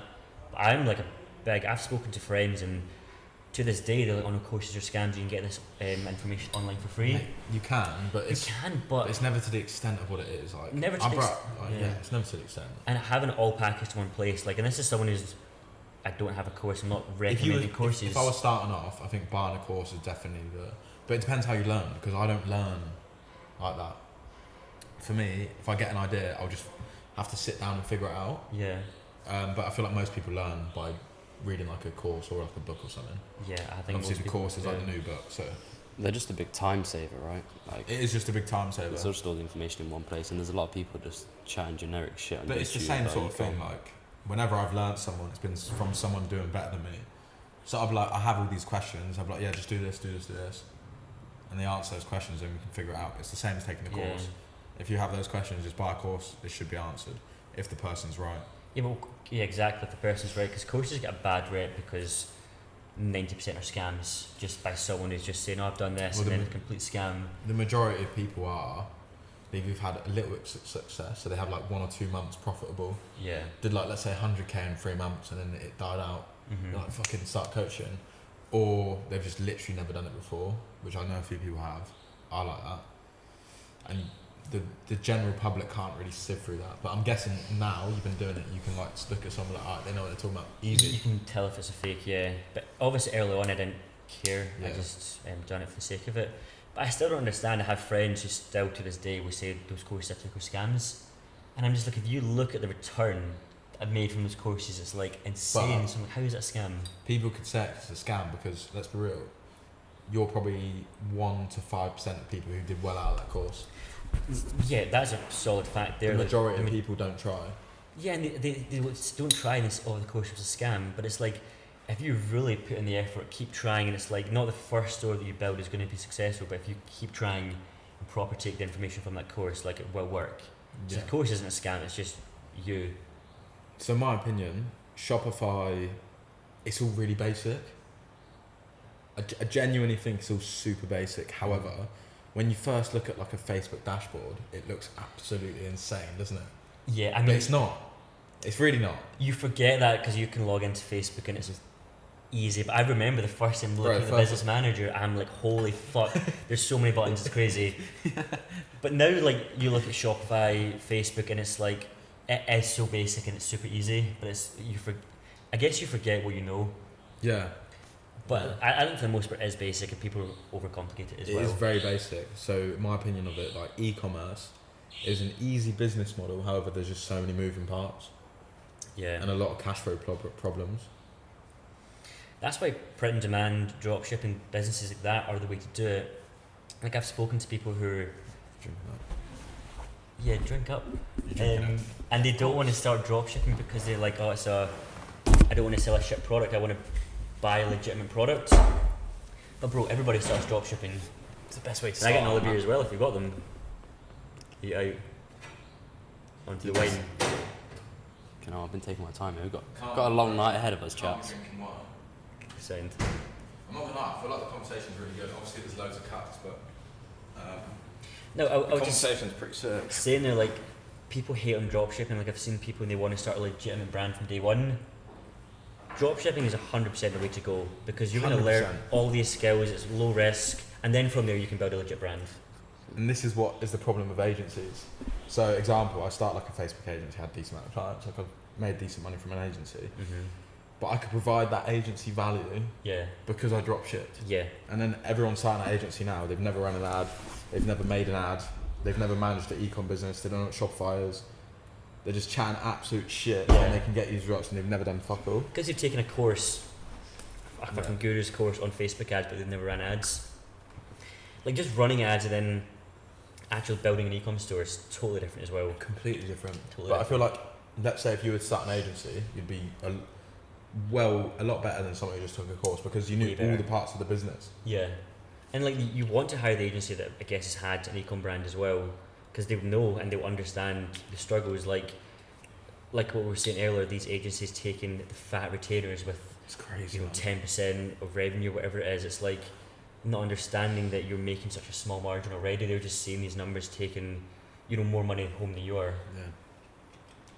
Yeah, it's crazy. But the agency game is nuts. Like I've been tempted so many times because Agency's such a good business model. yeah, such a good business model. Like, it's pretty much like when you start off, it's pretty much 100% margins. Let's say you've got one media buyer, yeah, pretty much 100% margins, or like let's say 90 or 80. If you scale, you're going to be at like 70 to 50, which is crazy. but I think the best way to do it is to start a store first. Like I think people, if you're like wanting that quick money, you start an agency. If you really were passionate about an agency, in the long run, you'd be better starting off a store first, and that would be better for your agency journey. There's two agencies I think are the easiest to start if you're a beginner that make good money, is email and Google. Yeah. Because email and Google, they're more back end. Like obviously you can do Google top of funnel, but if a company's spending a shit ton on Facebook, and then you start Google for them, you're gonna You get could kill it. you get good results because it's just Yeah. easy. So Google and email is so easy to get results if you don't know what you're doing because it's pretty basic. You can set up Shopify standard emails, flows and campaigns and make a business money. Yeah. So it's definitely like one of the easier ways to start an agency. If you guys had to start like one agency, what would you start? Google ads. Another Google ads agency. I would start Facebook, even though It's so much harder to track though. yeah, but it's what I know best. Google is good, I guess. I just don't know Yeah. much about Google. Well, that's my position. I started a Facebook ad agency, Mm-hmm. but if I knew Google, I'd do Google because it's easier to get results. It's No. more end of funnel. I changed my mind. I would start an email agency, to be fair, because I feel like everybody's going to be on Facebook, but there's still a lot of I feel companies. like email's saturated though now. There's so many email agencies. I guess. I'll tell you what I would do. Conversion rate optimization, mate. CRO agencies, man. I'm good at CRO. Yeah, there is. A few big Man, I ones. paid a fucking CRO agency like 6k. Yeah, they got it up, but No, you paid the wrong there's one. only A/B testing to a certain amount of time. Like all your customers you're getting are going to be mostly one-time customers for a Yeah. short period of time. I'm not thinking for practicality reasons. I just like the CRO aspect of the e-com. To Yeah. be honest, like just seeing your But like, high conversion rate. You know? Example, if you're working with like an 8-figure brand and you can get like a 10 to 20% increase in conversion rate, you're going to make them a fucking extra 100 to 200k a year. Yeah. That's an extra 40 to 50k profit a year. You can charge like 10 to 30k, you know? Yeah, especially if like experienced. I don't know. I definitely am not going to start an agency in it, but just a thought. But yeah, agencies are, there's the positives and negatives. Like, example, ecom brands, more dropshipping model, you can travel more, it's easier. There's less of a team dynamic, let's be real. Yeah. Agencies more fucking, you can only scale the business with the amount of employees you have, and the employees need to be really trained, especially for media buying and stuff. So, and the big problem with agencies, let's say you train a media buyer and they get really good, they will often start their own agency. Yeah, literally. Yeah, so that's a big them a problem. really good deal. Yeah. Ecom is more fun in my opinion. Like, even just seeing the fat numbers in Shopify, like to me that's fun. Like, It's so like a it's game. fun, Yeah, and it's you so can fun. be more creative as well. What'd you do on Black Friday? Black Friday Or like best deal was November? £47,000. That's pretty which good. is That's pretty good. Whatever, like in dollars. Yeah. I wish it was in dollars. Because Yeah, like dollars is is just cool, it's cooler. it's a better number, but yeah, it's in pounds. But that, I thought Black Friday, because most people say Black Friday is crazy. We were like from the middle of November to like the 16th, 17th of December. It was pretty consistently like 35, 40, 45k days. So it's pretty that's nuts. crazy. Yeah, we did 37 on November. I was fucking gassed. What was the biggest you've done in a month then? 350. Is that in pounds? Three, Oh, yeah. pounds. Yeah, it was a good month. It was just chilling. But yours, like, I feel like you're not semi-consistent. Not semi-consistent, but like, mine's pretty consistent. So like 6 figures flat, like 100 pretty much every month, and then November just spikes. bro, there was months last year, I done 30k one month. November, done 650, December 700. Yeah, that's crazy. Bro, that's so crazy. That Sick. fucking You spike could makes definitely- no sense. Bro, you could definitely do a mil in November. It's just harder because it's all custom products. So it's like we could scale up into a mil easy, but it's like we wouldn't be able to handle the Oh, back end. shit, We were like the back end. maxed out. Like we were maxed Bro, out capacity. I should look into it because I'm like it's not the same level. I should look into it more, I guess. 100%, bro. I feel like people like the personal aspect of it, no? Yeah, but it's still personalised with AI. You wouldn't say it's AI. I don't think the artist factor makes the conversion rate that much No. greater of a difference. For us, it does. Do you reckon? See, because Yeah. I didn't have these artists behind it. We just had it like general, store name, whatever. And it was these people that I was that had done. Because in my niche, there's so many people that are doing what I'm doing, like with the That's artists actually behind true. it. Yeah, that's true. And then I was speaking to this other store, and they were like, we put a face behind it, and it was a game changer. And I was like, I don't want to do that. I put a face behind it. Everybody was hating on it. Like I told that I was doing that. An absolute game changer, bro. Even for tips, okay. Like I was saying to Egan the other day, in Q4 we wouldn't have £1,000 a day in tips.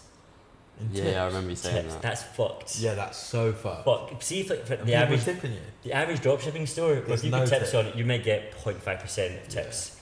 See, because we have it's going to sound so fucking unethical, but because we have like, the face behind it, Yeah. you're tipping like a real person, you know what I mean? So like, the tip ratio to revenue obviously still isn't super high. If you look at 30k tips But a still, month, it's still not decent. pure profit, but... And you're selling to the US, right? There's like a big tipping culture. So in the exactly, US, the right? people that I was telling this to, they were like, it's Super not going to fun. work, because the UK is not as big for tipping. The US tipping is standard. Yeah. So it's nuts, absolute nuts. So yeah, 100%. Like there was a way to do it. I wish I'd done it sooner, but it's what it is. Smart. That is really I just cool. had like damage cover, shipping, Yeah. warranty. Well, we have all that shit as well, like Yeah. premium huge skipping bullshit. Yeah, I saw one on Twitter the other day. It was to advertise slower shipping. It was Oh, like really? green shipping, so like It's carbon 10 extra- neutral. Yeah, carbon neutral shipping. Yeah. It seen may that. be slower. No slower, way. but obviously it's slower. Carbon neutral, yeah, it was a fucking. I've not heard of smart. that one. That's Yeah, genius, that's man. That's smart. sick. So they're To paying advertise slow less for shipping. shipping, right? They're They're going to pay paying- less for shipping, and they're going to say it's carbon neutral. No, they're gonna pay more for shipping. Get it. And No, as receive in, it slower. I mean, the business are going to pay less for shipping Yeah, because yeah. they're going to pay for longer shipping, but say it's carbon neutral. and get more paid. Yeah, That is actually really, really smart. very smart. Yeah. Because the standard ones is like shipping insurance. Like big companies do that as well, like the Udi and everything like that. They have a shipping insurance, and it's like $1.99. So it's such an insignificant amount of money that most people will click that, I guess. Yeah. But that will add up a lot. Well, when you're booking a flight through like a smaller company, or you're taking a short flight to like Spain, like EasyJet, Mm-hmm. the amount of upsells you get per checkout. Crazy, Yeah, man. it's absolutely crazy. I fall for It's them. more. No, mine's more trying to figure out where I'm not paying. I'm like, alright, zero. But even Right. in Bali, every day I'm ordering food. See the faster delivery upsell. Bullshit. 100, but I do Bullshit. that 100% of the time. Yeah, same. Only because it's such an insignificant amount of money, but 100% of the time I'm doing it because I'm like, I want my food now, so I'll pay But for it. it's not a thing. But it's not. I'm telling you, it's not a thing. But we have that in my store Yeah, as yeah, well, yeah, and it's it's the not same. a thing. But we're charging like It's $15, mar- $20 yeah, for yeah, it. it's just marketing. It is marketing, yeah. Yeah, it's marketing. Mate, there's that Which many is- Gojeks. Like, there's no way there'd be a priority. There's can't literally be a too many priority. Gojeks for the amount of orders. It I'm can't be a pretty sure. priority list. It just doesn't work. No. I guess that's a lot of people they won't understand that because it seems unethical. But like, if you really understand like marketing, it's like it's all just bullshit. I think the Yeah, carbon all neutral marketing's one. bullshit. All, It's I would just say different every angles. part. Like you were saying earlier, Yeah. it's the same product, put a different angle on it. But Maybe the mine angle was- works as long as the angle makes sense. Yeah. Yeah, it's all bollocks. It's all bollocks. And on that note, I don't know. Yeah. It's all a load of bollocks, mate. It's all a load of bollocks. Yeah. Sick. You know, outro, G, but obviously cut this. Yeah, I'll outro it. Cut. Yeah, cut. Mate, my legs. Oh, I'm just kidding. Yeah, I'm sick of this, bro. I'm not gonna lie, I'm pretty drunk. I feel a wee bit tipsy as well. Yeah, I've smashed half a beer, so I'm good. Smashed half a beer. Sick. Mate, I'm pacing myself. I've got a big night ahead of me. Fucking hell. What do you mean? Going to Morabito, mate. Later on. What were your Tinder gang? Mate, I've got like. I mean, this not. I don't know if this includes anything. 3 getaways No, there. it's taking it in. But Okay. yeah, 3 are supposed to be gone, but obviously No, wait, this is not getting cut out. it is getting cut out. It's not getting cut out. Yeah, 3 are coming. 3 are coming, he said. All Indos. No. One's half Australian, half Indo. Then one's Danish. How old are these girls? 22, 19, and 19. But you're killing it. You're killing it, man. You're a player. I'm not, mate. I'm a Tinder player. That's getting cut. Short format. He just said he's a Tinder player. Short format. Yeah, but when it comes to real life, mate, we'll see. Because, you know, Well, yeah, they might. I only downloaded the app yesterday. They might even fucking come, bro. Yeah, facts. If they don't, who cares, mate? That's why he's got 3 coming. If 1 comes, That's why you fucking get in bulk, mate. You might be a little bit conversion rate drop off, but you know. Bro, you can't be talking about birds like crow. Yeah, mate. You got to fucking got to CTA him. Get Yeah, into you the club, bro. got to get a good No, we're CTA. cutting that out, bro. I'm not talking about. I'm not relating fucking girls to Bro, be econ, more man. confident. No, I I, am would, being I actually confident, would bro. because that shit sells. I think you actually should. I don't think it's bad for the brand. Everybody's doing. No, it I don't really now. care about my personal brand like that, and I don't want to grow it with Nothing controversy. you've said is savage. No, Honestly, you- going on Tinder's like the most menial. Yeah, when you're travelling, right? minor thing. I would never do it in the UK, though. I'll be honest. Bro, going on Tinder in the UK, I've met all my girlfriends off Tinder. My current Fair. girlfriend, I've met her From off Tinder. Scotland. Where are you? Yeah, from I'm Scotland. based Glasgow, Yeah, Scotland. fair. Yeah. There's, I think. What's Glasgow like? Oh, shit, man. What else is there in Scotland? Whatever. I mean, Scotland can be a pretty beautiful place. Like if you're going up north and If you're there's, 50. there's like kind of beautiful scenery. Nah, What? Scotland is nice. Got good nature.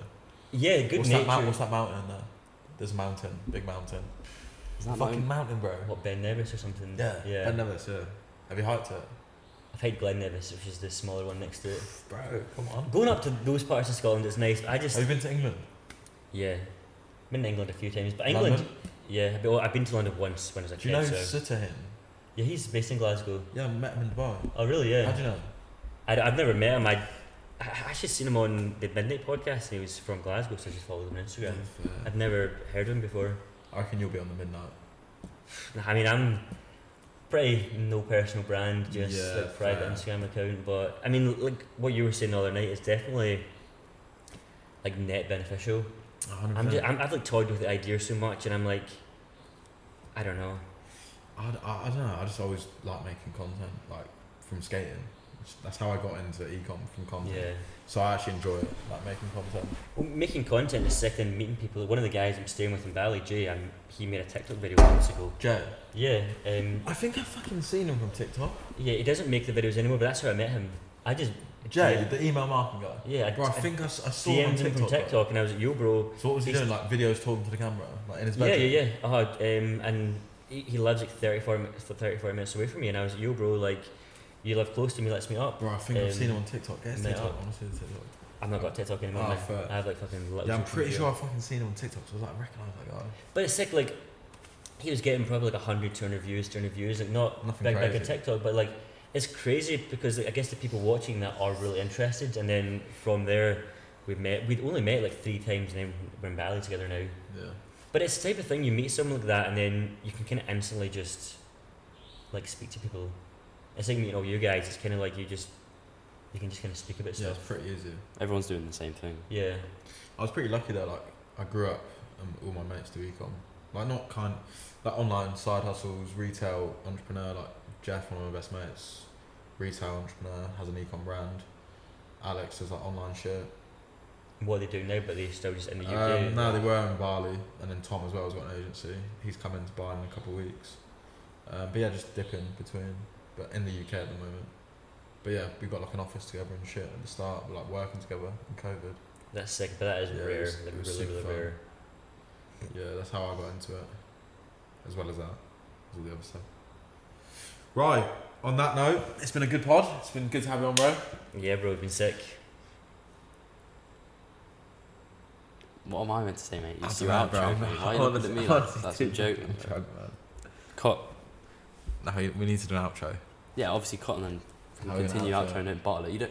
Yeah, just But outro, subscribe, all that shit. Yeah. coaching, mate. Mate, you outro it, bro. But I used to do YouTube for the brand I used to work with as well. I'm, I'm, I grew their YouTube channel. We were getting like 100, 150k views a video. Bro, that's a lot. I'll give you some tips after, man. I fucking yeah. went into detail studying fuck at this with all the wee apps, how to rank Yeah. videos, And the thumbnails. analytics on YouTube so good. Yeah, but and the wee apps you can use to like use your tags and help rank up your Yeah. videos and all this kind of stuff. I do YouTube as well, obviously. Like that's like my Do primary you? source of traffic for the brand. Oh shit, yeah. So. Mate, I'm gonna have to get Ethan to like cut the fuck out of this one. Oh yeah, he needs to cut out. Right. I'm gonna be Yeah. messaging him privately, telling him to cut out some stuff. Bro, you you said can't nothing do bad. it, You bro. said nothing bad. You said nothing bad. I don't really want me giving Tinder tips on the pod. I'm telling him specifically make that the headline. No, it's not my pod. Can someone just outro outro it so it? I can stop holding this fucking mic. It's heavy Yeah, as fuck. can you outro it? Mate, no, it's your pod, mate. You You can't tell outro, everyone else bro. the outro, mate. It's Bro, fucking, honestly, it's your part. What do I say? Taylor, Just say- an outro. that is that. Whatever you usually say. Right, people. That is that. Buy my coaching. Right, people, that's it. We've had one too many beers. We actually plan to head out tonight, which should be pretty fun. It's my mate's birthday, so we're gonna have to continue with that. Peace and love. What about the fucking